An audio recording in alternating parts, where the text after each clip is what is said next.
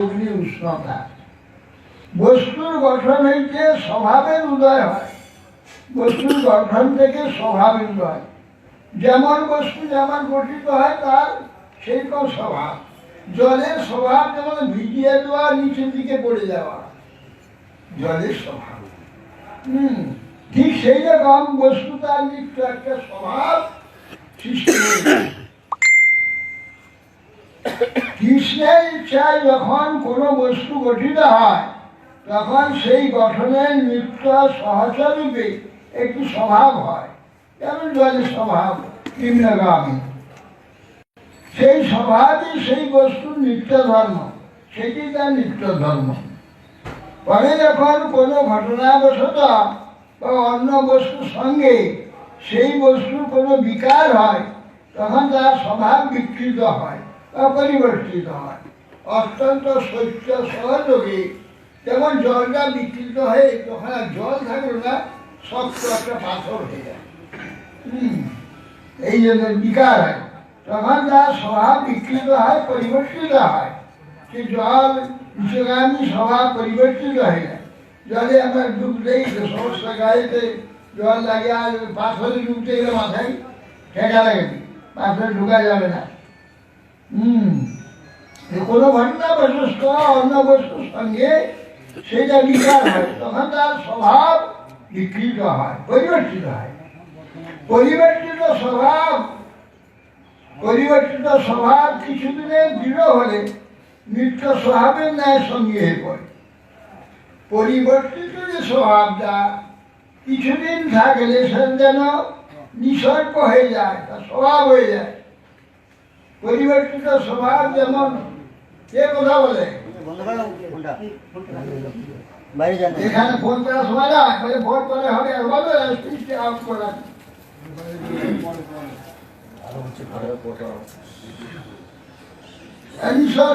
বরফটা যদি বহুদিন জমা থাকে, এই বরফটা স্ফটিক পাথর হয়ে যায়।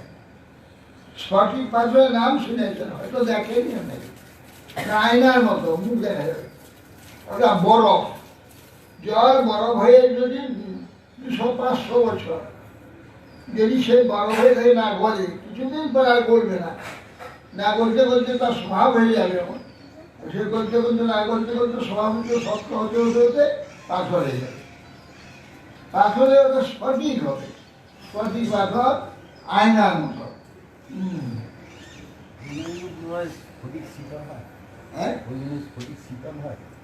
শীতল তো হবে, ঠান্ডা ঠান্ডা তো বরফ তো। নিসর্গ কোনো কারণে একটা স্বভাব সৃষ্টি হয়, তাকে নিসর্গ। নিসর্গ স্বভাবের স্থলে বসিয়া আপনাকে স্বভাব বলিয়া পরিচয় দেয়।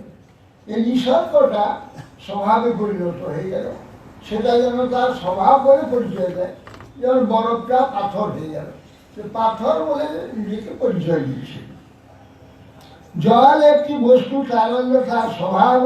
ঘটনাবশত জল যখন শিলা হয় তখন কাঠিন্য তাহার নিসর্গ হইয়া স্বভাবের ন্যায় কার্য করে। বস্তুত নিসর্গ নিত্য নয়, তাহার নৈমিত্তিক, কেননা কোনো নিমিত্ত হইলে বিদিত হয়, এবং নিমিত্ত বিদিত হইলে স্বয়ং বিগত হয়। কিন্তু স্বভাব নিত্য, বিকৃত হইলেও তাহা অনুসৃত থাকে। কাল বা ঘটনাক্রমে স্বভাব অবশ্যই নিজ পরিচয় দিতে পারেন। বলছেন কিন্তু স্বভাব নিত্য যে স্বভাব, এটা বিকৃত হলেও তা অনুসৃত, তার সঙ্গে স্বভাবটা থেকে যায়।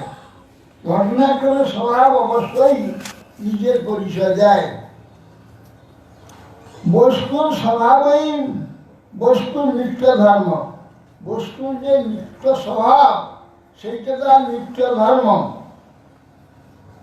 কিন্তু নিসর্গ বস্তুর নৈমিত্তিক ধর্ম। নিসর্গ কোনো প্রকার কোনো কারণে একটা নতুন স্বভাব সৃষ্টি হলেও সেটা কিন্তু তার নিজের ধর্ম নয়, সে নিসর্গ বস্তু নৈমিত্তিক স্বভাব, ধর্ম। তা বস্তু জ্ঞান আছে, তারা নিত্য নৈমিত্তিক ধর্মের প্রভেদ জানিতে পারেন। নিত্য ধর্ম বা নৈমিত্তিক ধর্ম। আর নৈমিত্তিক ধর্ম নাকি জলটা খুব ঠান্ডা পড়লে বরফ হয়ে গেল। বরফটা তার স্বভাব নিত্য ধর্ম নয়, তার নিত্য ধর্ম জল হয়ে থাকা, তরল হয়ে থাকা। আর বরফটা যখন হয়ে গেল ওটা এবারে নৈমিত্তিক ধর্ম, ওটা তার ধর্ম নয়। ওই সত্য পাঠ্য বলে আছে, কিন্তু আবার গরম পেলে ও বলে আবার জল হয়ে যাবে।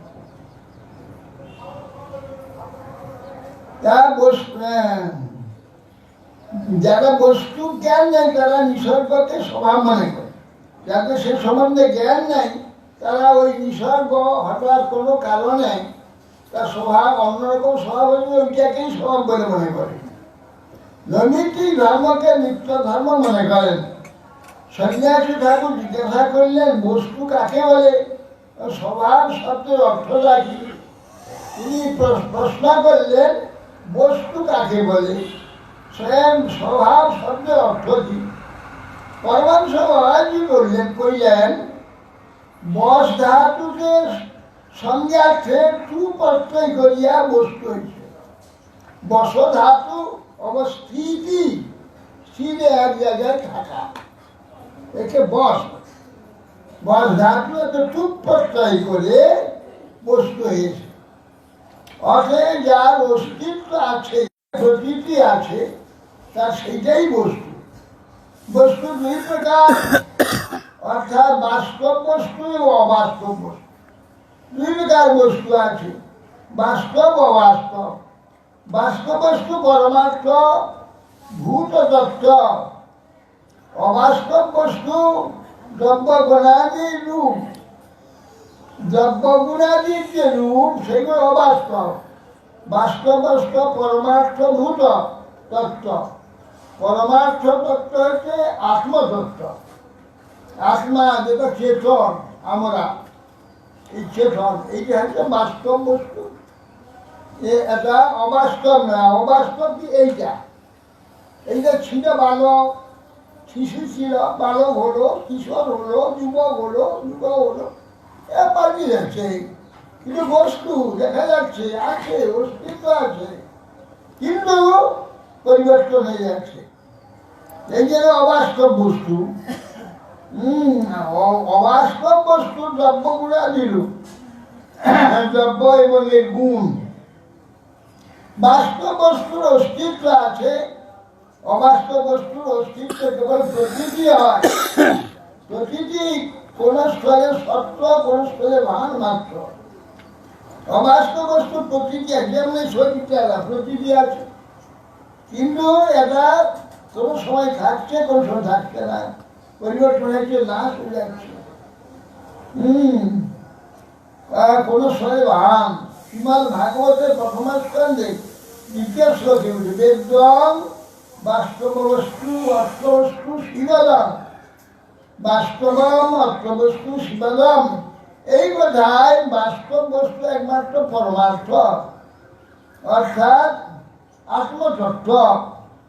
সে বাস্তব বস্তু শিবদম কল্যাণ দানকারী, মঙ্গল দান করে, তা বাস্তব বস্তু অর্থাৎ আত্মা বা চেতন, পরমাত্মা, এ হচ্ছে পরম কল্যাণ দানকারী। এই কথায় বাস্তব একমাত্র পরমাত্ম, এটা নির্ণীত হয়েছে। ভগবান একমাত্র বাস্তব বস্তু, তার থেকে আমরা সৃষ্টি হয়েছি, আমরা তার থেকে এসেছি, আমরাও বাস্তব। কিন্তু এই শরীরটাও বাস্তব। ভগবান একমাত্র বাস্তু, সেই বস্তুর পৃথক অংশ জীব, সেই বস্তুর শক্তি হচ্ছে মায়া। এই ভগবান যে বাস্তব বস্তু, তার অংশ হচ্ছে আমরা জীবাত্মা। আর মায়া, এই যে মায়া শরীরটা হয়েছে বা এই জগৎ, এগুলো হচ্ছে অবাস্তব। এটাই ভগবানের শক্তি। এটা এ শক্তি হচ্ছে মায়া। মায়া মানে ময়াকার, অন্তস্থ জয়াকার। অন্তস্থ জয়াকার হচ্ছে যা, মা মানে না। সংস্কৃতে না শব্দটা মার ব্যবহার হয়, মা বটছে, মা বটে। এই জন্য মা বলা হয়। মা মা মানে না, যাহা না তাহাই মায়া। যাহা না, এইখানে যাহা দেখছি এরা না, এই জন্য একটা মায়া। মানে এইভাবে এগুলো না, যাহা দেখি আমরা এই জগৎ। কুড়িটা দেখলাম, তারপরে বড় হয়ে গেল, কাণ্ড হয়ে গেল, পাতা হয়ে গেল।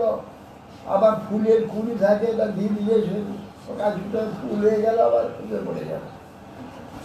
এইগুলো যা দেখছি তার কিছুক্ষণের জন্যে, তারপরে আর না হয়ে যাবে, থাকবে না। এই জন্য মায়া।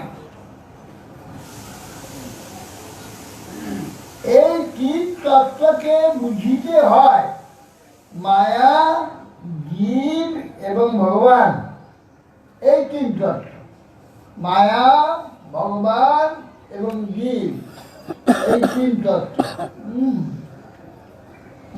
ঘুমিয়ে যাচ্ছেন কেন?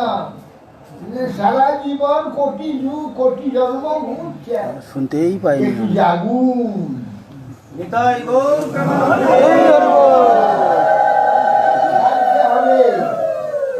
জাগার দেশে যেতে হবে। আমি জাগ্রত, আমি নির্দিষ্ট নয়, এইটা নির্দিষ্ট। এই যে গাছপালা, এই সমস্ত পাথর কাঠ মাটি, এ নির্দিষ্ট, চিরা নির্দিষ্ট হয়ে পড়ে, নাড়ালে নড়ে, নাড়ালে পড়ে যায়।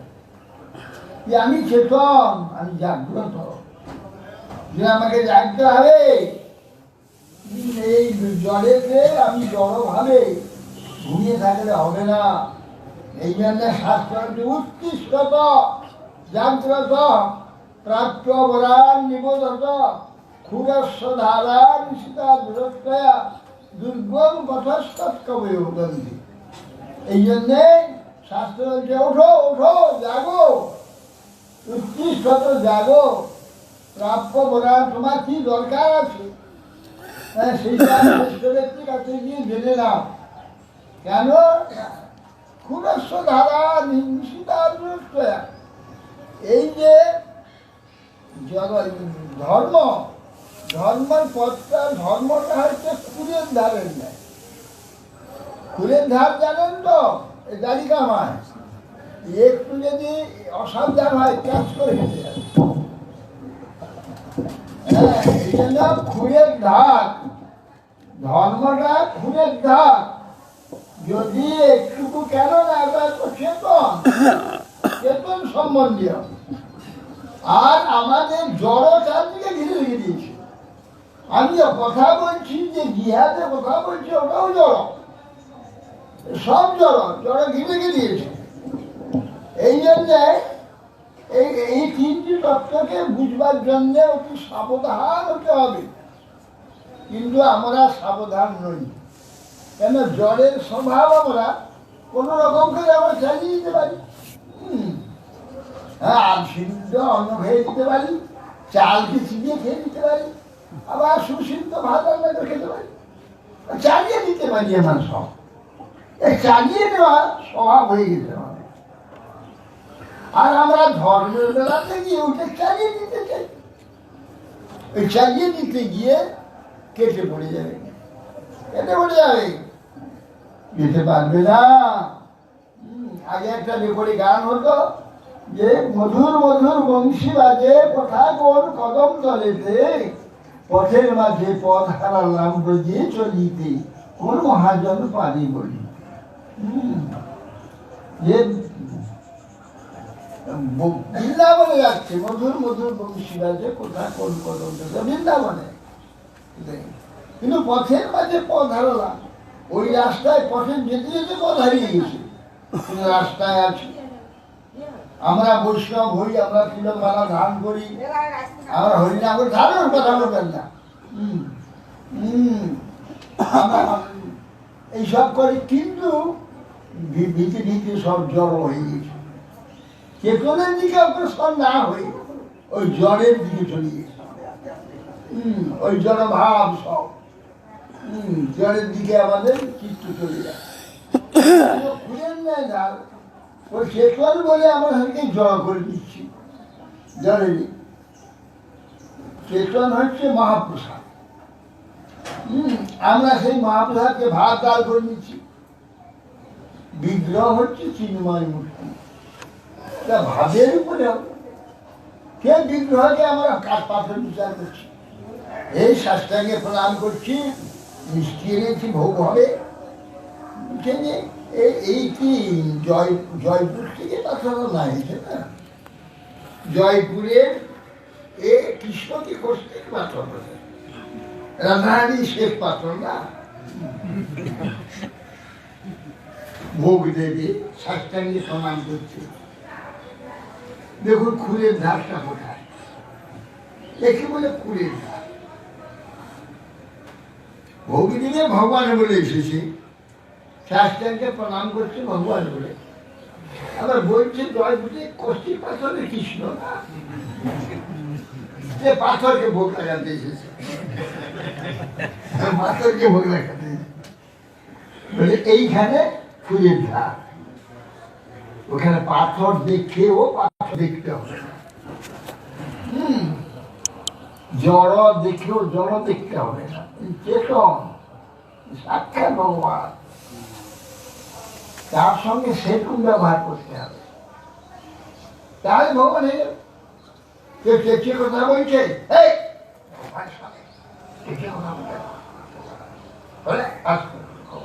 এই ভগবানকে পিছন করো।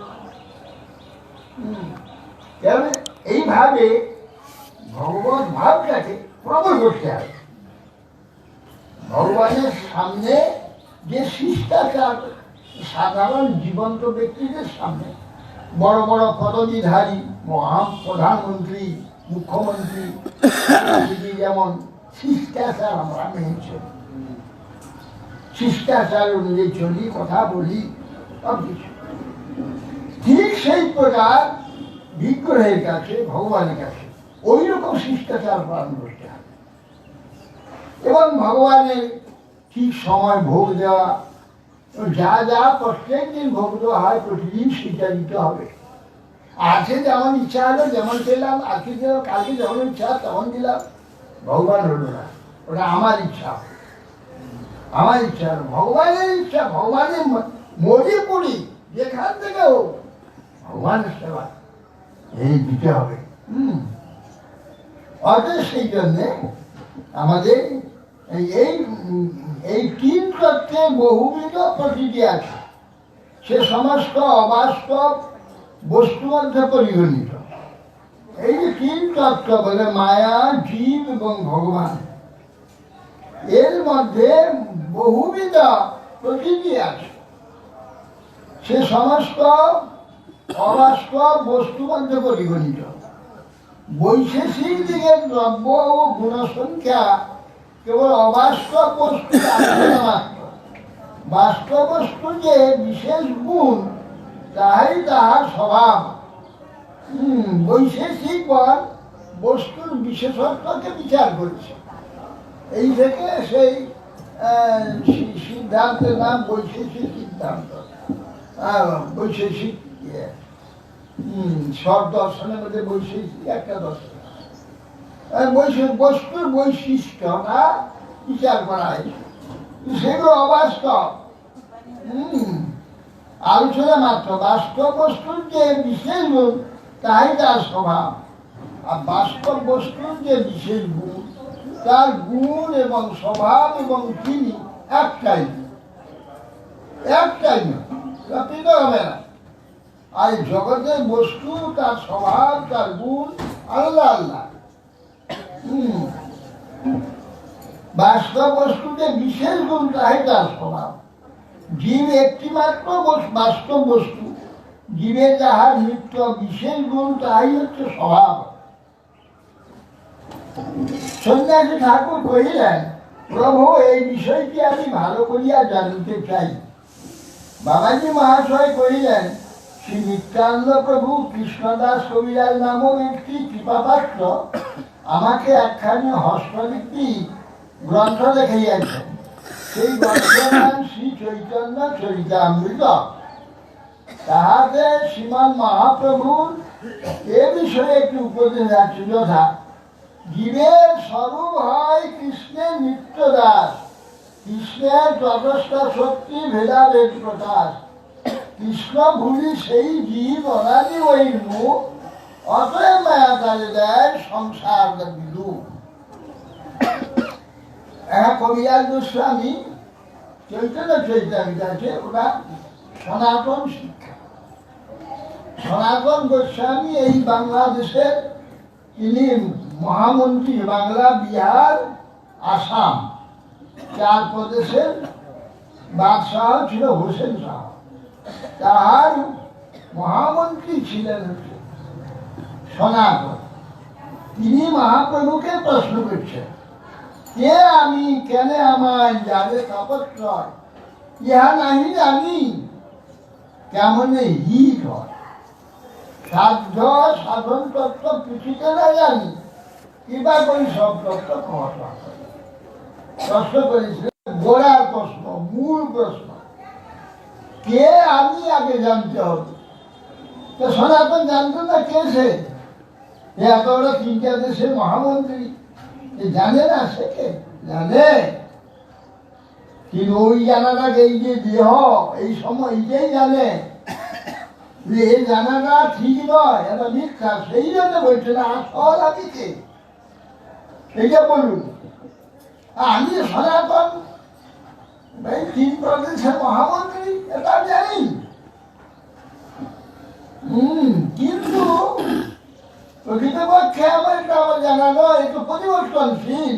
আজ মন্ত্রী আছে, কাল চাকর হয়ে যাবে, মহামন্ত্রী থাকবো না।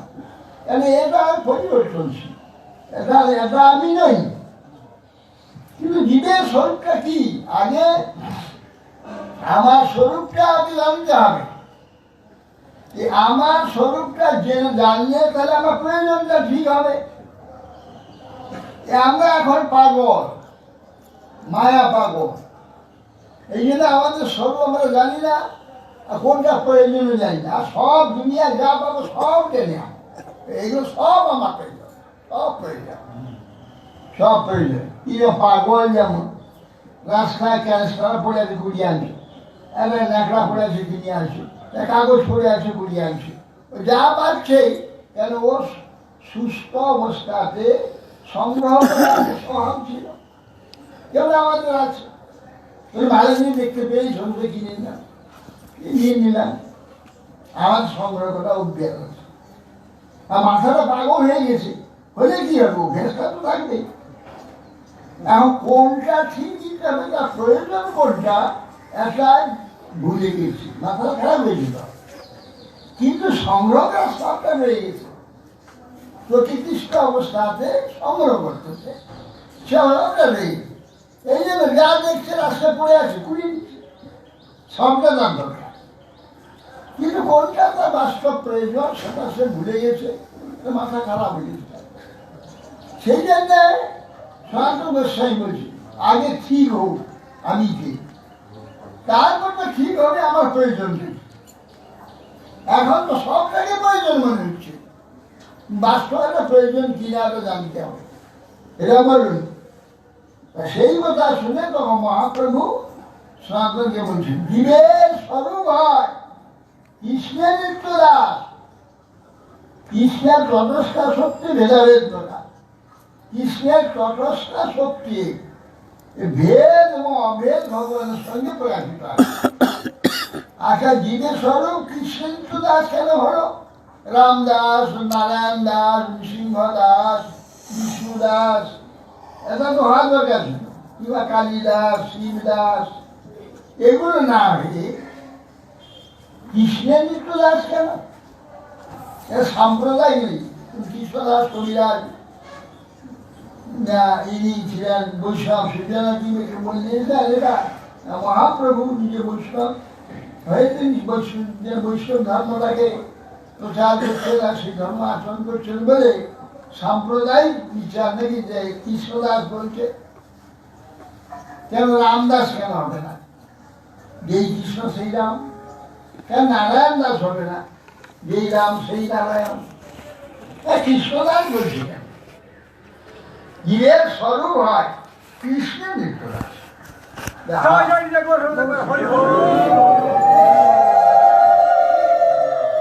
কেন কৃষ্ণদাস বলছেন? জীবের স্বরূপ সে অনেকের আরাধনা করতে পারে, তার স্বরূপটা কি? তার স্বরূপের আরাধনাটাই কৃষ্ণই। আমরা যে জীব, আমাদের স্বরূপের আরাধনাটা একমাত্র কৃষ্ণ হবে। অনেক কেন হবে না? আমার যা প্রয়োজন, আমি যা যা আমার যোগ্যতা আছে, একমাত্র কৃষ্ণ দিতে পারেন, আর কোনো অবদান দিতে পারবেন না। কেন না? কৃষ্ণ ষোলকলায় পরিপূর্ণ। আর আমাদের যে 12টা রস আছে, শান্ত দাস্য সক্ষ বাৎসল্য মধু, যে 5টা স্থায়ী রস, হাস্যবীর অদ্ভুত করুণ রৌদ্র ভয়ানক বিভৎস, একটা গৌণ 7টা রস। এই যে 7টা 5টা 12টা রস, এটা আমার আত্মা, জীবাত্মার স্বরূপের জন্মাটা। এইটা রস আমাদের মধ্যে আছে। যিনি এই সমস্ত 12টা রসের সেবা দিতে পারবেন, তিনি তো আমার প্রভু হবেন। যদি দিতে পারবেন না, তিনি কি করে প্রভু হবেন? তার দাস আমি কি করে হব? একজন এমএ পাস করেছি, তাকে যদি বলা হয় যে তুমি প্রাইমারি স্কুলে ছেলেদের পড়াও, তাহলে তার যোগ্যতা অনুযায়ী তাকে কি কাজ দেওয়া হলো? এমএ পাস করেছে, সে প্রফেসর হবে, সে কলেজেতে ইউনিভার্সিটিতে গিয়ে সেখানে পড়াবে। তাই বলা হয় যে পাঠশালা প্রথম প্রাথমিক ছেলেদের ও আদি শেখাও। এখন তার যোগ্যতা অনুযায়ী তার কাজ দেওয়া হলো। তিনি আমাদের 12টা রসের অধিকার আছে, কেন আমাদের মধ্যে 12টা রস আছে। সেই 12টা রসের সেবা দিতে হবে। অন্যান্য অবতার নানা নানা 1.5টা রস, হ্যাঁ, রাম নৃসিংহাদি 2.5টা রস, রামচন্দ্রের 5টা রস, 12টা রস পরিপূর্ণ আছে। কিন্তু রামের একটা অভাব আছে কি? তিনি একপত্নী ব্রত ধর, স্ত্রী তাকে পত্নীতে কেউ আরাধনা করতে পারবে না। কেন? সীতা ছাড়া অন্য কাউকে তিনি স্ত্রী বলে স্বীকার করবেন না। এই জন্যে তার এটা অভাব আছে, তিনি আমাকে সেবা দিতে পারবেন। আমি যদি বলি তোমাকে আমি পত্নী উপাসনা করবো, না তা সব দণ্ডকারণ্যের ঋষিগণ সবাই তপস্যা করছে, কি না রামকে পত্নী উপাসনা করছে, পত্নী উপাসনা পত্নী উপাসনা করছে। হ্যাঁ, আমরা পত্নী না হবে না, আমার একপত্নী ব্রত ধরামি, আর সীতা ছাড়া দ্বিতীয় কাউকে আমি পত্নী স্বীকার করতে পারি। অর্থাৎ সেই জন্য যখন তিনি চলে যাচ্ছেন এই পৃথিবী ছেড়ে, তা প্রতি বছর যজ্ঞ করছেন। এই যজ্ঞে তো গৃহস্থ স্বামী স্ত্রী ছাড়া যজ্ঞ হয় না, পরিবর্তে মিলে করতে হয়। এখন সীতা নাই, সে তো বনবাসে আছে। এখন কি হবে? তা বৈশিষ্ট্যকে বললে কি হবে, যজ্ঞ আমি করবো কি করে? স্বামী স্ত্রী না হলে তো যজ্ঞ হবে না। তা বললেন এই কাজ করো, সোনার সীতা তৈরি করো। তেমন স্বর্ণ সীতা তৈরি করে তাকে বামে রেখে যজ্ঞ করেছে। এখন উনি ছিলেন 13,000 বছর পৃথিবীতে। তো 13,000 বছর তিনি যজ্ঞ করেছেন, 13,000 সীতা হয়েছে। প্রতি বছর দুটো অনেক সীতা তৈরি করতে হবে। ওই সীতা তো মরে গেছে না, সেটা তো পুরানো গিয়েছে। এখন প্রতি বছর যজ্ঞেতে একটা করে সীতা তৈরি করতে, সোনার সীতা। সেই স্বর্ণ সীতা একটা গোডাউন আছে, গোডাউনে ভর্তি হয়ে আছে, বা যখন সেই জন্য স্বর্ণ সীতা লেগে যখন চলে যাচ্ছে রামচন্দ্র, তখন ওই সীতা সালাতে গিয়েছে। যে বলছে সীতা, তাদের তো প্রাণ প্রতিষ্ঠা হয়েছে, তারা ভগবানের সংস্পর্শে আসার সময় জীবন্ত হয়ে গেছে।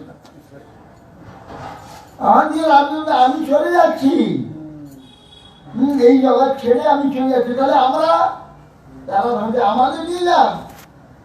স্বর্ণ সীতারা বলছে আমাদের দিবেন না, না তোমরা তো এত অসংখ্য সীতা, আমার তো একটা সীতাই আমার পত্নী, এত সীতা তো আমার পত্নী নয়, আমি একটু পত্নী তো ধর, তোমাদের এত নিয়ে আমি কি করবো? তাহলে আমরা কি হবে? আপনি তো আমাদের সব স্ত্রী রূপে গ্রহণ করে নিয়েছেন, আমরা তো স্ত্রী সব, আমাদের কি করছো?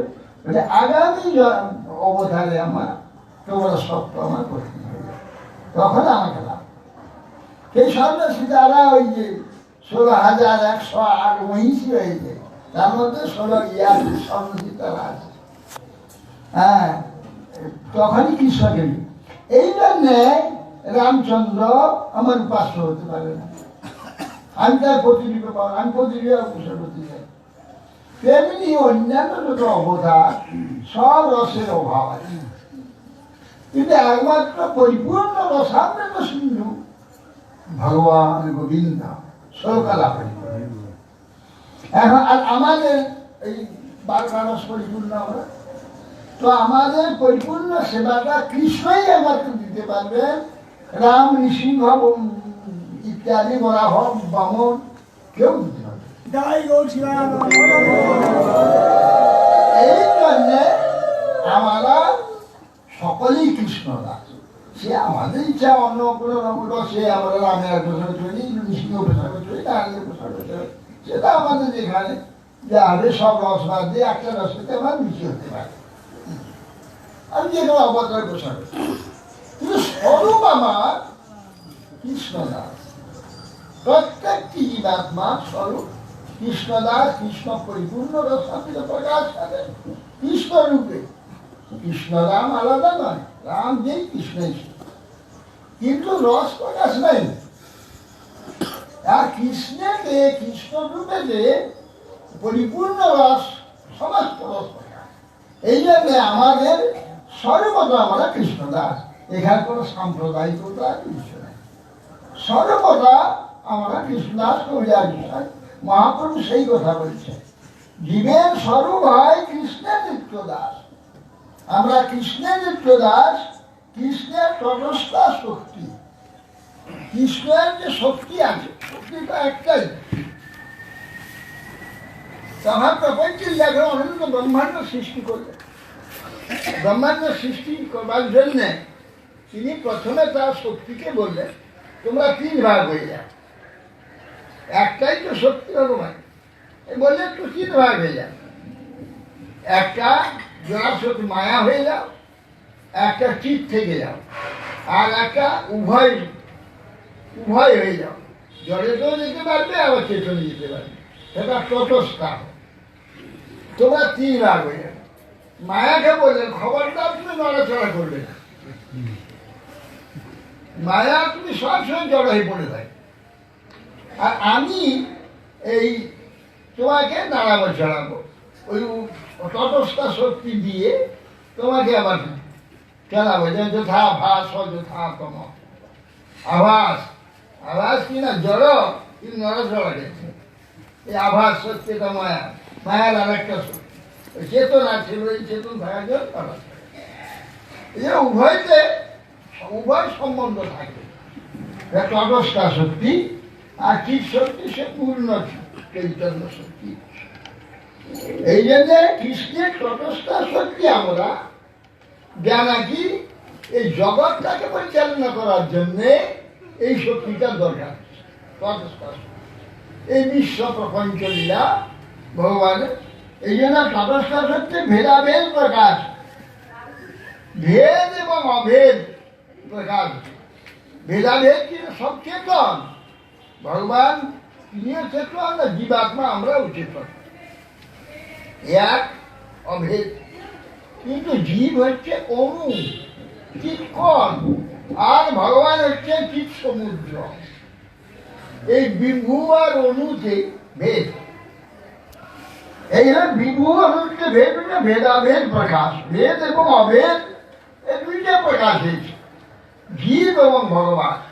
এই ভেদাভেদ নাহলে একই জাতি, কৃষ্ণ ভুলি সেই দিন অনাদি বহির্মুখ। কৃষ্ণ ভুলে অনাদি বহির্মুখ হয়েছেন জীব। অনাদি বহির্মুখ কোনো একদিন তো হয়েছে রে বাবু, সেদিন ছিল না, সে তো আত্মা ভগবানের ছিল, ভগবান থেকে ভস্ত হয়ে মায়াতে এসেছে। এই আজকে কোনোদিন তো ভস্ত হয়েছিল, দেখে এখানে অনাদি বলছে কেন? আর বহির্মুখতা যদি অনাদি হয় তাহলে আর তো কোনোদিন উন্মুখ হবে না, সে বহির্মুখ তো চিরকাল থাকবে, সেটা তো অনাদি। তাকে উন্মুখ হতে বলছে কেন? কেন শাস্ত্র বলছে কেন, মহাজন্ম বলছে কেন, উন্মুখ হতে বলছে কেন? সে তো অনাদি বহির্মুখ।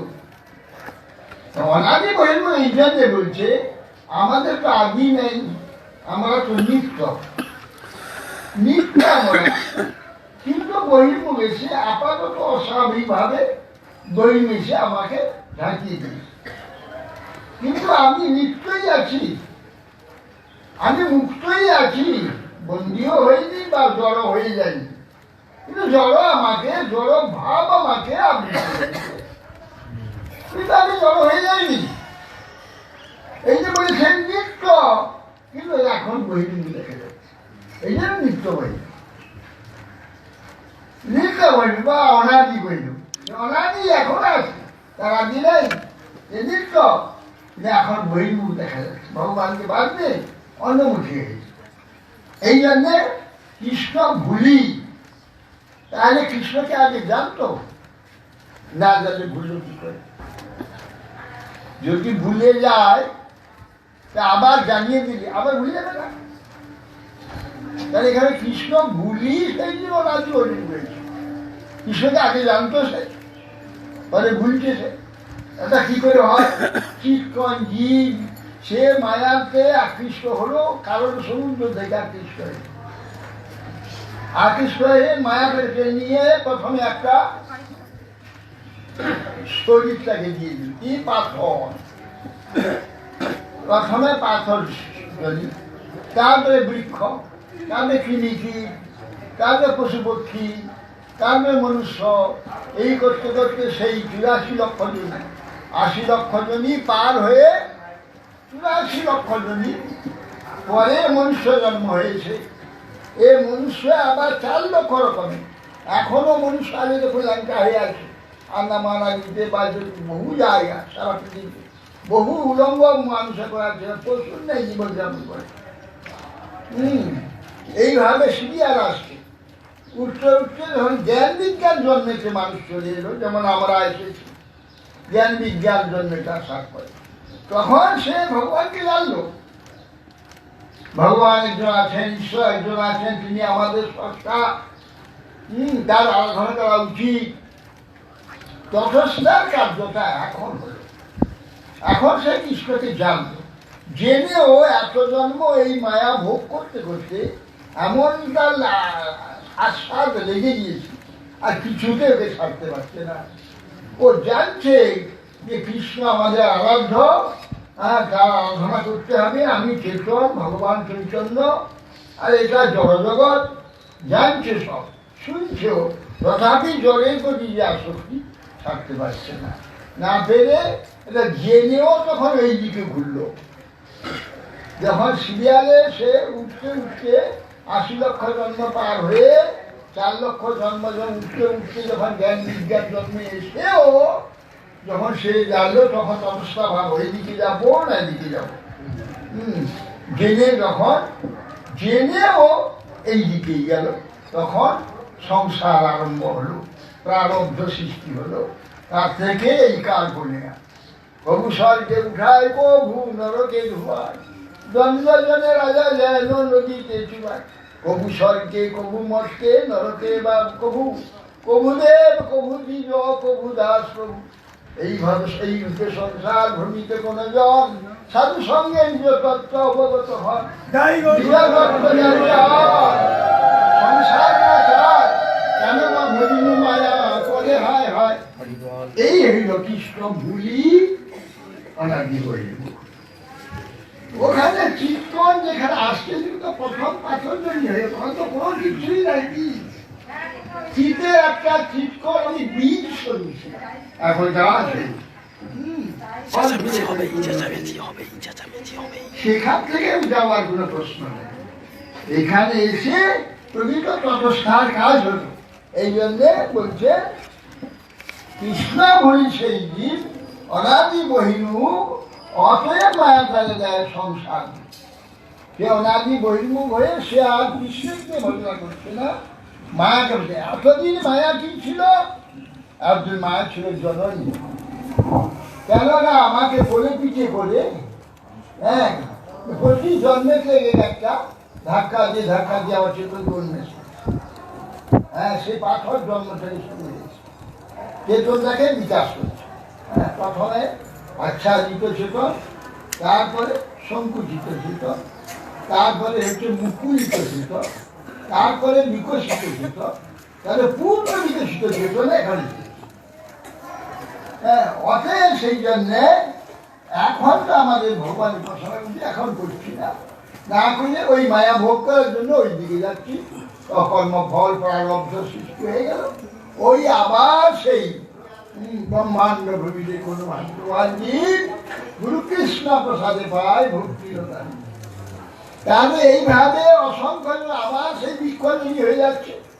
হ্যাঁ, যমুনার জন্য বৃক্ষ হলো, বৃক্ষজনী হয়ে যাচ্ছে। বৃক্ষজনী থেকে আবার পশু পক্ষী কীট পতঙ্গ কত আর যাচ্ছি, আর কত হাজার বার এই জন্ম হচ্ছে, আবার মানুষ হচ্ছে, আবার ওইদিকে যাচ্ছি, আবার কখন উঠে আসছি, আবার কখন নেমে চলে যাচ্ছে। এইভাবে হ্যাঁ সংসার ভ্রমিত। তো সংসার ভ্রমিত কোন ভাগ্যে কেহ চলে? নদীর প্রবাহিত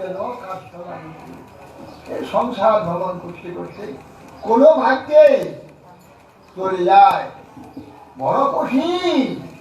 সৎসঙ্গ হওয়া যেমন কোটি জন্মের স্বীকৃতি থাকলে তবে সৎসঙ্গ হয়, আর সৎসঙ্গে এসেও সে সৎসঙ্গে সব শুনেও সেই মায়ের দিকে যায়, ভগবান দিকে যেতে চায় না, বড় কঠিন। সেই জন্যে বলছেন যে ওই ধর্মস্ব তত্ত্ব না ক্ষুরস্ব ধারা সীতা এটা যে কত ধারালো, দেখুন সে খুনের ধারা বলছে। তো বলছে যে খুর ধার বলল, তা খুরের পরে কি কোনো ধার আছে? খুনের পরে কোনো ধার, কোন রকম একটু আসলেই তো সুন্দর শিখেছে। যাতে সুন্দর চুলগুলোকে আমরা কামিয়ে দিই, আমাদের চামড়ায় কিছুই লাগে না, সুন্দর করে অত খুরের ধার বলে বলছে নিশিতা। খুর ধার বলে সন্তোষ হচ্ছে না, নিশিতা মানে অত্যন্ত ধার আছে, সেটা বলেও শান্তি হচ্ছে না। দূরত্ব, আমার দূরত্ব কতগুলো দিয়েছে। হ্যাঁ, ধর্মস্ব তত্ত্ব নিশিতা, আবার দূরত্বয়া, অতি দূর অতিক্রমণীয়া, অতি কষ্ট অতিক্রম করা যায়। এই ধর্মের পথ এত সূক্ষ্ম যে কোন মুহূর্তে দেখে চলে গেছে, আমি ধর্ম এটা কেটে গিয়েছে, আমি ধর্মের রাস্তা থেকে সরে এসেছি, আমি জানতে পারি। মৃত্যু পর্যন্ত জানতে পারবে না যে আমার ধর্ম পথে ঠিক ধর্ম করছি, নিয়মিত আমি হরিনাম করি, নিয়মিত সব পাঠ করি, নিয়মিত আমি পূজা করি, সব করে যাচ্ছি, কিন্তু একটু ভিতরে ভিতরে কোনো একটা বিষয়ের প্রতি আকর্ষণ থাকে, তাকে নিজের মধ্যে তাকে কেটে ফেলে, অথচ এইগুলো সব করে যাচ্ছে, আসক্তি দিয়েছে। এই ধরনের নানা প্রকার সূক্ষ্ম সূক্ষ্ম রয়ে যায়। অতএব মায়া তালে দেয় সংসার। এই কারণে মায়া আমাদের সংসার, সংসার মানে সম্পূর্ণ শ্রী ধাতু, শ্রীমান দন্ত সহি, শ্রী মানে স্মরণে গতিশীলতা, এই গতিশীলতার সংসার এ আমরা ভোগ করছি জন্ম থেকে মৃত্যু, মৃত্যু থেকে জন্ম। এই জন্যে অতএব মায়া তালে এই সংসার দুঃখ দিচ্ছে। মায়া তো জননী ছিল, প্রতি জন্মেতে আমার চেতনটাকে উন্মেষ করছিল। ওই পশু জন্ম থেকে বীজ পতঙ্গ থেকে তুলে আনতে কত কষ্ট করতে হবে, আমি জন্মই করে করে নিয়ে মায়া আমাকে আস্তে আস্তে সেই চেতনটাকে উন্মেষ করতে করতে জ্ঞান বিজ্ঞান জন্ম পর্যন্ত মায়াই নিয়ে এখন নিয়ে এসে আমাকে জানিয়ে দিলেন মায়া যে কৃষ্ণ তোমার আরাধ্য, কৃষ্ণের আরাধনা তুমি করো, ভগবানের আরাধনা তোমায় করতে হবে, তুমি ভগবানের অংশ, ভগবান আরাধনায় তোমার ধর্ম, তুমি জড় নও, তুমি সব জানি, তুমি ভগবানের আরাধনা করো। আমি সংসার সংসার ভোগ করি, কি বেটা তোকে এত জন্ম ধরে এত আদর করে এত যত্ন করে তোকে আমি পালন করিস, কারণ পশু পক্ষীদের তো এখন বিবেকে নেই, বাচ্চা ছেলেটাকে কিভাবে পালতে হবে ওদের বিবেকে নাই, প্রকৃতি স্বভাব নয়, স্বভাবে সেই লোকে পালন করছে, স্বভাব পালন প্রকৃতি পালন করছে। অতএব সেই জন্যে তোমাকে আমি মায়ের মতো পালন করে করে করে করে এতদূর নিয়ে এসে তোকে পূর্ণ জ্ঞান দিলাম, তুমি আমার যে আরাধনা দেবী ভগবান তোমার তোমার প্রভু, তুমি তার আরাধনা করবে, তুমি এখন আরাধনা করবে না, সে ভোগ করবে। এসব একটা বিষয় তোকে ভোগ করাচ্ছি, আমার ভেঙে পিসা আছে, পিসা ছেড়ে আবিষ্ট তাকে বিষের দিকে উঁচিয়ে চালা, তখন পিসাকে পাইলে যেন মতিচ্ছন্ন হয়, মায়াগ্রস্ত যুগে হয়, মতিচ্ছন্ন হয়ে যায়, মায়াদেবী অসন্তুষ্ট হয়ে যায়। মায়াদেবী সন্তোষ হচ্ছে কৃষ্ণ আরাধনায়। আর এই স্কন্দন ঘটেছিলাম, সেখানে এক জায়গায় দেবী বলছেন, বলে আমার ভক্ত কারা জানো, আমার প্রকৃত ভক্ত বৈষ্ণব, আর যারা আমাকে মা মা বলে দিন দিন শেখাচ্ছে আমার ভক্ত নয়, এরা মা স্বার্থবাদী, খালি মা মা বলে যারা মা দেহ যেদিকে সুন্দরম যুদ্ধে জয়ন্তী বাবুনাশিনী রূপং দেহি জয়ং দেহি দিশো দহি দিশো দহি বিদেহি দেহি কল্যাণ বিদেহি পরমুচ্চ করি রূপং দেহি জয়ং দেহি দিশো দহি নিজ দহি, দুইবার জয় দাও, ডবল জয় দাও, দশটা একটা জয় নয়, ডবল জয়। রূপম দেহি জয়ং দেহি দিশো, সমস্ত দিকটা জয় দাও আর ডবল জয় দাও। এই যে বলি সকাল দাও, খালি দাও দাও দাও, এবার আমার ভক্ত নাকি আর সর্বত্যাগী, একমাত্র কৃষ্ণ ছাড়া আর কিছু চাই না, সর্বত্যাগী বৈষ্ণব আমার, আমি আমার যে উদ্দেশ্যে এদের আমি জ্ঞান বিজ্ঞান পর্যন্ত নিয়ে এসেছি, সেই উদ্দেশ্যরা সেই কার্যটা আমার করছে, সবারই কার্য করছে বৈষ্ণবরা, বৈষ্ণবরাই আমার একমাত্র, এরাই আমার ভক্ত, এরা আমার ভক্ত না, দেখি নিজেই বলছি। আমরা কৃষ্ণ ভুলে ভবনাদি কঠিন হয়ে গিয়ে আমাদের এই দুর্দশা হয়েছে।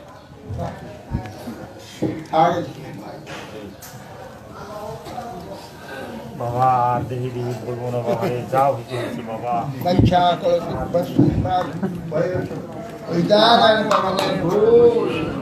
হরে হরে রাম কৃষ্ণ যাদবায় নমঃ।